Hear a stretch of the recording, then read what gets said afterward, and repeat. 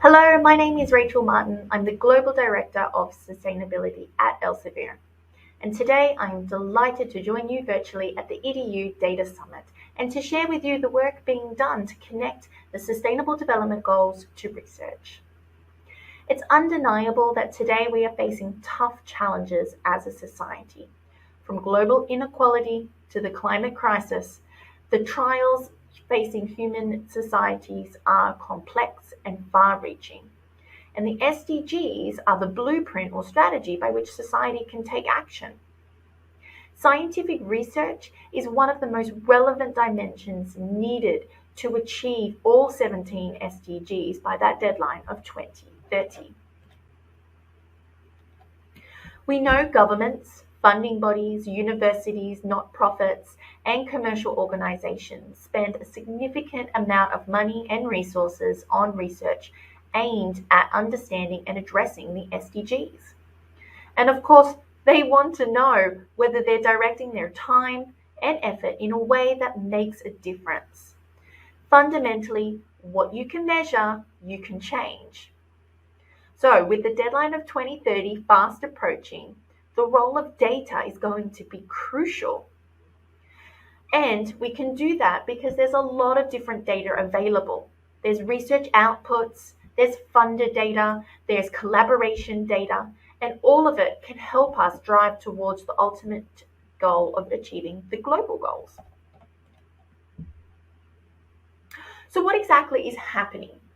Well, there's three main trends to be aware of. The first, of course, is research output is being mapped to the SDGs. There's a lot of different queries that exist, and that's not a bad thing. The second is that SDG research output is increasing, and that means there's both gaps and opportunities as soon as we understand more around that type of data. And the third one is that universities increasingly wanting to define their impact beyond those standard metrics of research and teaching. So maybe let's dive into each of those three buckets of trends as we go through this presentation. The first one was around mapping research to specific SDGs. And there's a lot of work being done in this area. Some are still being worked on and some are already available. And everybody has approached this in slightly different ways. Some universities started with their research output and then derived the keywords. Some modified existing versions that were already available or followed citation patterns based on certain publication types. At Elsevier, we've been working on our Sdg Queries for the last 7.5 years, mostly in partnership with the wider research community. There's a DOI at the screen, and you're more than welcome to go and download our queries. They're open to everybody, and you can find more about the way that we've done that in partnership on the link below with the SDG Research Mapping Initiative. But like I said, these variety of queries which are available produce different results. And what was really interesting is that a study done by the University of Southern Denmark actually mapped some of these different queries. And what they found was that there was no more than about 20% overlap between the results that were produced. And that's super interesting because it means when we're talking about a particular SDG, we might be talking about different publication sets which actually relate to that SDG. And at this stage, you might be thinking, why is it so hard? Well, there's a couple of different reasons to be aware of. The first is that normal research categorizations by which we're normally aligned, physical sciences, life sciences, don't directly link or map onto SDGs. They were a set of 17 incredibly broad topics and 169 underlying indicators. So you really do needed really great keywords around this. And there's a lot of different approaches that have been taken to do this. So most research isn't going to say, hey, my research relates to SDGs. So we really do need to dig a lot deeper as to, okay, is this piece of research really related to SDG 3 or not? And that brings us to the third point here, which is specific SDG targets can be very broad.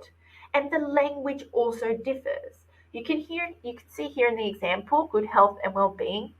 It is staggeringly broad. Good health and well-being has probably the biggest recall of publication output when used on the queries. And you can see here, it goes from maternal mortality, neglected tropical diseases, we move on to mental health and substance abuse. But more than that, some of these targets brings up things on topics such as tobacco prevention, property rights on vaccines, retention of nursing staff, or risk prevention. So it covers topics which come from medicine, social sciences, economics. So it isn't a one-size-fits-all. And we must be very careful about the language used in different silos of science. So social sciences might use different terminology to economics, and you might use different terminologies in different parts of the world. So context is incredibly important and really affects the recall rates of these queries. And at its heart, SDG mapping is an interpretation of these themes. There is an element of human element around this. And the question is, who decides? Should that be done by the research community? Should it be done by publishing? Should it be done by funders or the government? And it seems like a combination of multiple different players will give us the path forward. And what we do see now is that there is a bit of benchmarking. We're trying to figure out, okay, what's a good query? Where can we increase those overlaps? See those Venn diagrams? How can we make that far more holistic, so everybody's sort of talking around the same language? There was a great study here. I highly recommend you read it. It gives you an idea of recall rates to kind of see how we can help harmonize some of these SDG recalls. The second biggest challenge I mentioned earlier was that SDG research output is increasing. And this presents both gaps and opportunities. So although there's no universal truth around these queries, we do find these queries are incredibly helpful at generating data which help to make decisions or highlight these gaps and opportunities. I've shown you two examples on the screen. The first was from a report that Elsevier produced back in 2020 when the 5th anniversary of the SDGs. And what we did is produce these easy to understand infographics. We can already tell how much research output can be mapped to one SDG, and that's interesting. But there are other dimensions to think about. The percentage or the rate of academic corporate collaborations as an early indicator about, is there innovation in this area or not? Publications from low-income locations. It's not about the global north and the global south. It's about a global solution to many of the challenges of the SDGs. So having that collaboration is incredibly important.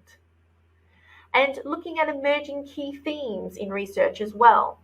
So those were some of the insights that you can generate, but also that these can be looked at from a domain-specific purpose as well. So in the lead up to COP26 last year, we produced the Pathways to Net Zero, the Impact of Clean Energy Research. And this was a really interesting report because it built on the SDG queries for 7 and 13, so renewable energy and climate action, and combined this with pattern data, sense-checked it with experts, and actually produced a very dense report. I've pulled out two data kind of insights there which are interesting. We did find that clean energy research has increased dramatically from 2001 to 2020. It actually now accounts for about 5% of the total research output compared to 1% back in 2001. And we could also really see is who's leading in this area. We know China has a year-on-year increase in their output, research output around renewable energy. And they actually eclipsed the US back in 2012. So it gives you some interesting insights to identify gaps and opportunities, but to also understand them now in order to make decisions that will get us to that 2030 deadline. And of course, the third one is that universities increasingly want to define their impact to society going beyond research and teaching. We know they want to understand their impact, and ways that we can do that are obviously rankings. And the world's first attempt to document evidence of a university's impact beyond that research and teaching performance element are the THE impact rankings. They're now in their third edition, I believe, and we have worked with them to supply those underlying queries and the data from Scival and Scopus around that. So we do see that movement. And the movement's not just about universities. We see it from publishers. Back in 2020, the United Nations and the International Publishers Association launched the Sdg Publishers Compact. And we were incredibly pleased to see that in less than 2 years, over 200 publishers have signed up. Many academic publishers have signed, and we see educational publishers sign up as well. And what this has done is created a movement. The compact outlines 10 concrete steps, which covers broad steps that publishing can take. A group of really passionate signatories formed the HESI Sdg Publishers Compact Fellows and invited others to join, where they wanted to go one layer deeper to get really concrete around some of those things that we can change in pursuit of achieving the SDGs. And 4 areas that they're really looking at is integration of SDGs into educational materials, connecting academic researchers with practitioners. There's an impact and research group, which is really looking at that taxonomies, really looking at sort of, ways that we can really push SDGs forward as an academic output, and of course changing the culture around research and academic institutions. And I encourage you to go to the SDG site where you can find out more details, and I'm sure they'll be publishing more information about those different work streams. And I'm going to finish there and hand over to my fellow panelists. I thank you very much. Please do connect with us. I'd love to have sustainability conversations. Thank you so much. Hi, I just want to thank Rachel first for her great introduction to what's going on at the intersection of SDGs, academic scholarship, and data solutions. Really, scholarship and science must be the central driving force of achieving the SDGs. So many of the problems that make us need the SDGs are the product of exigency. We slash and burn the Amazon because we need farmland, because we need food, because people have to eat. Of course, there's a lot more to that, but politics, culture, policy, etc., it's not going to make agriculture more effective. It's not going to make solar energy more efficient. It's not going to clean up the oceans. It's not going to cure many of the exigencies that are the root of our problems. Ultimately, that's up to us. In research and science and scholarly communications, to figure out ways to do things that are better and smarter. It's our job to be the foundation of intentional innovation. So advances in science and advances in the corpus of human knowledge are not spontaneous, we all know.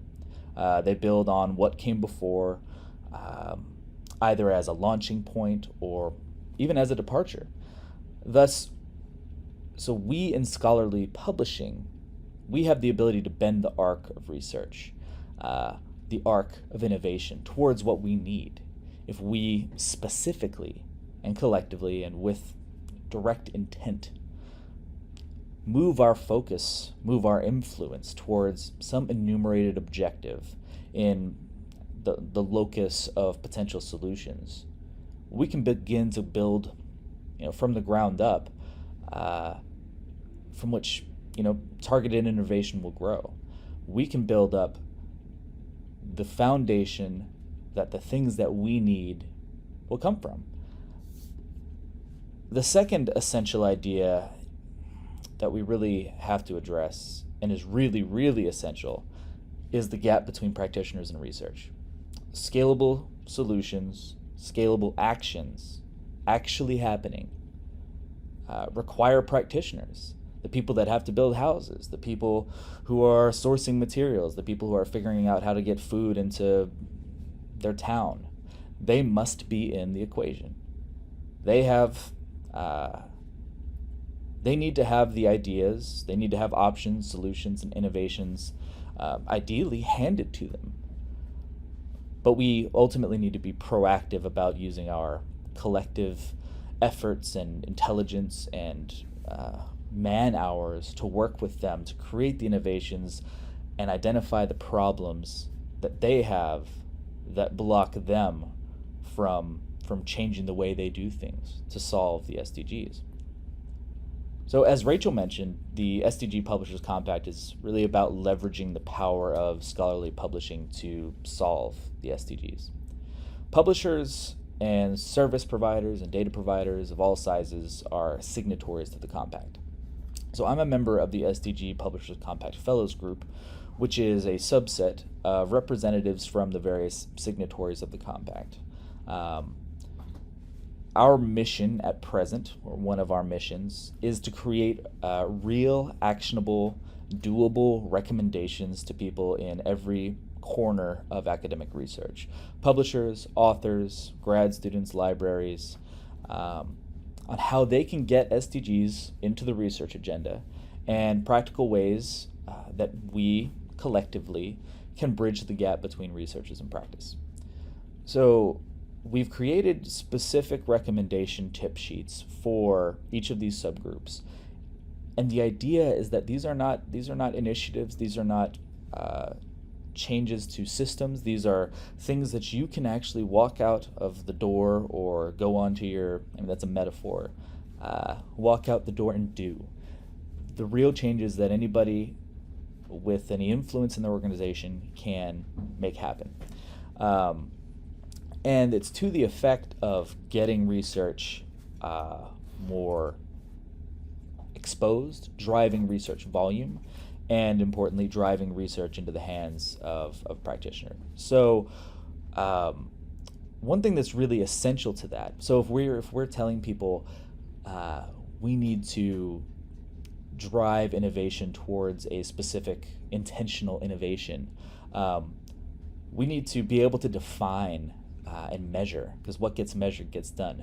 Need to measure what research is going that way and what research is not. If we want to incentivize it, if we want to, as publishers or as journal providers, say, hey, we need some research that is in, approaching this SDG or approaching this specific innovation that we think will help solve the SDG or this category of innovation, we need to have ways to parse through to see if it's happening and to aggregate it, because discoverability is another big part of it, where if everybody is doing research on a specific topic, the people who are going to take that next step need to have it. They need to be able to see it. And so development, and Rachel touched on this, development of taxonomies, development of data ways to keep track of it all is absolutely essential if we're going to be using our abilities towards either of these ends. So, of course, the other side of using data and of it is, we want to incentivize researchers to perform work that supports the SDGs, and we want to expose work that supports the SDGs. But we also want to encourage other elements of the ecosystem to be on board, to share in that incentivization and share in the smoothing of the transition between research and practice. And so one thing that is really essential to that is broad spectrum reporting and insights, so that we can drive incentives and that we can drive measuring. And so one of the main things that we look at is, how is an institution performing in terms of SDGs? How is an individual performing in terms of SDGs? How are, as my colleague David Steingard will address, how can we how are journals performing in driving SDGs? And so at the Publishers Compact, as Publishers Compact um, members, we all have a responsibility to shepherd research from those who create it to those who can do it, and we need ways to measure how effective that is, and reward those who do, and continue to encourage those who don't. And so I want to kick it off to my colleagues David Steingard from St. Joseph's University to talk more about that. Hello, my name is David Steingard, and I'm from the Haub School of Business at St. Joseph's University in Philadelphia, Pennsylvania, USA. And continuing with what Rachel and Lucas have been discussing, I'm going to provide a specific example of how the integration of SDG analytics in a particular business school ecosystem can drive change and transformation and a movement from quality to impact, as we will discuss in a moment. The journey here began in 2020 at Davos as a side event related to the World Economic Forum, where there was a multi-stakeholder dialogue of all types of different entities and people and institutions in the business school academic world: ratings agencies, ranking agencies, business school deans, a variety of constituents who have a vested interest in understanding how business schools rank in terms of their performance. But the problem was, so much of the performance and the KPIs dedicated to business academia and the scholarship and the faculty output deal with traditional metrics of quality related to rigor and citation impact. And what was kind of missing from these discussions was the idea that there could be impact as a valid assessment of how we consider scholarship in addressing some of the world's biggest problems, especially from a business school as a driver. So as you see from Andrew Jack, the need for fresh methods, metrics, and standards. This was the question on the table. So I came back from Davos and visited with my team and basically discovered that we could ask the question of putting together the Sustainable Development Goals and some focus on business academia, particularly to academic journals.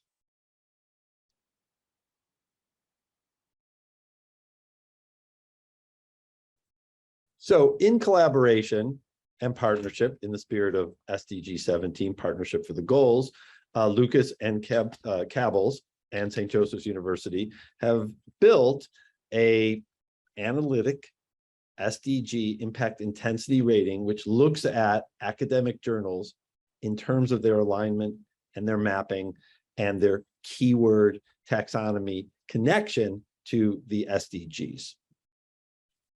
So just a bit about Cabells. Cabells is a long-term institution in the world of journal evaluation that basically looks at a variety of different metrics, outputs, KPIs, and the kinds of useful information that scholars, editors, business school deans, institutional accreditation bodies need to basically verify, vet, and get data on what quality is being produced in the journals in which their faculty write. So in terms of moving this along, change is never easy. And what we have to be mindful of here is that the traditional approach to looking at quality and the value of a journal is what we might call the old game. And we're not sort of throwing out the old game wholesale. We're basically complementing it with this new game of impact, because we still want to build on the foundation that good journals have all of these, rigor, and they are cited and read, and that certainly has an impact. But we want to add the kind of impact we're talking about in moving the needle on the types of exigent concerns that the SDGs highlight.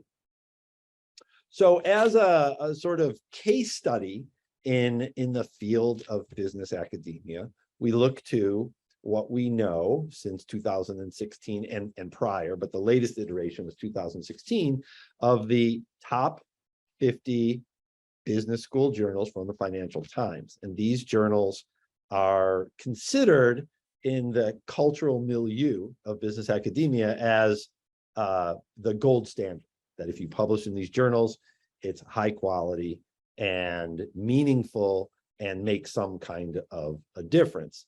And methodologically, as you can see if you have a chance to read on the left, this is basically done by a survey with a response rate, inviting a few very small subsection of the business schools that are number 14,000 in the world. And you can see there's just a handful, 200 odd, that have participated. So, but this is where we begin. So here's interesting, and this comes from the United Nations Prime Group, which is effectively the business school wing of the United Nations. And we are virtually, at least in the building right now, where Prime is frequently cited in the halls. It's this idea that the grand challenges about poverty and hunger and climate change and all kinds of different equality and clean energy, like these grand challenges are not being addressed in the top management journals, which in this blog and subsequent journal article publication are deemed elite. So that's a problem, that the leading journals in the field of management are bereft of a focus on the kind of impact. And this is perduring. So that was 2016, the last iteration of the FT50. And we still see, even today, this is a fresh top publications off Google Scholar, over half are still the same journals. And out of Scopus, we still see 28% of the same journals showing up as the top journals in the field. So this is our sort of gap here, and we're trying to fill that gap by adding a new metric, adding a new sort of philosophy about what counts in how we look at academic business journals. So as a way to build this and to test it out and to give it some validity, we looked at the FT50 journals as they stand, and we handpicked from the Cabells database 50, what we're calling the 50 SDG journals, 50 journals that we had prognosticated would have a great deal of alignment and therefore impact with the SDGs. So we have 100 of these initial SDG impact intensity ratings, as you will see. So just notice there's 3 slides here that basically take you from the most SDG intense journals to the least. So we see we have some 5 wheels, we get 4, 3, 2, 1, and on the last version of it, we actually have several journals that have no wheel rating. So that would mean, according to the algorithm, which is an objective, sort of naturally language processed, machine learning type environment, the algorithm is saying, no, there's really not much, there's nothing really commensurate about the content of these journals and the SDGs. So here is the issue. The issue is that the leading journals in the field, as represented in blue, are basically not holding up their part of the bargain, if you will, to drive the kind of impact we are talking about today in our panel with the SDGs. And the data actually, if you kind of drill and sort of look at it through a couple different lenses, we see that even a comparative analysis over time, and these numbers are not inflated, 425%, 322%. It's just more demonstration, if you will, that these journals from the kind of elite management system that is driving business academia and affects the tenure and promotion process, affects accreditation, affects funding, right, is not really geared toward the SDGs. However, when we published these ratings, we got some immediate response, and especially around gender equality. One of the journals, Gender and Management, was had a 5-wheel rating, and the publisher itself, Emerald, put out and said, hey, we have 2 journals that got 5 wheels, and we're really happy about that. And what's interesting is Gender and Management, Gender Equality number 5 SDG, is an essential journal in the quest to solve the SDGs, especially in a business discipline.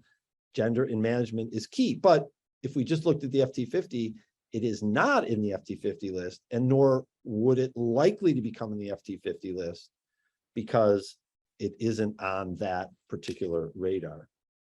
So we are, through the ratings, by creating a different standard of impact, we are now able to highlight other more unsung journals that are really driving the kind of impact we're looking for with the SDGs in academic publishing and institutional strategy, if you will.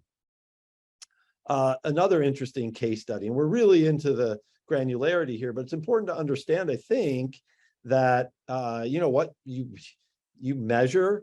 If you can't measure it, you can't manage it. So now we have, this is a journal, Sustainability, that was off of everybody's radar a few years ago. And now it has become one of the linchpins of academic and outlets for academic publishing about various sustainability topics. And it is in our SDG 50, but again, it is not in the FT 50. And also good news for sort of the old game. Here is an FT 50 journal, very low wheel rating, right? But here's an article that is, and I met Jung Hoon and he told me about his article. I said, I have to talk about that because here's an FT 50 journal that is opening the gateway to have some, and this article is direct SDG focus. So this is all very promising that there is some transformation and change going on in this business school journal and academic cultural, the ecosystem of it. So you can find our ratings on our website, and you can also search by top SDGs. You can filter and sort, and eventually we're going to build it up and have, as you'll see in a minute, 3,000 of these journal ratings. And the 3,000 journal ratings will also be in the service provided by Cabells. So when you are looking up other important information about a journal, whether you're an author or a publisher or a dean, or you're filling out your accreditation report, you'll be able to see that, oh, okay, this journal is making a contribution to the kinds of impact embodied in the SDGs. This article, timing-wise, is going to come out within probably a week. All the gallery proofs are done, so I would encourage anyone, if you want to learn more about the methodology, about how we are undertaking the comparative analysis, it's all included here. So in keeping with the spirit of what can we do with these SDG mapping and the taxonomy, and now with our SDG impact intensity, really, ultimately, we want to have leverage to make some change in the way that academia behaves and what it writes about, what it thinks about, what it teaches, and the impact it actually has on the people and the planet in this world. And if you're watching from the UN or you're watching virtually, this is basically the raison d'etre of the United Nations. And now it is specified in a normative, ethical plan of the SDGs that, you know, all the nation states have agreed upon. So we have a plan, and now we just have to leverage it as we're doing in publishing. So what we're going to do is we're going to, building on our journal ratings, going to roll those up, starting with our journals, and roll those up into what we are calling the SDG Impact Intensity B School rating. So we would be able to evaluate the output, the collective journal output, which is the gold standard of quality performance of a business school, evaluate that in terms of SDG impact intensity in the aggregate.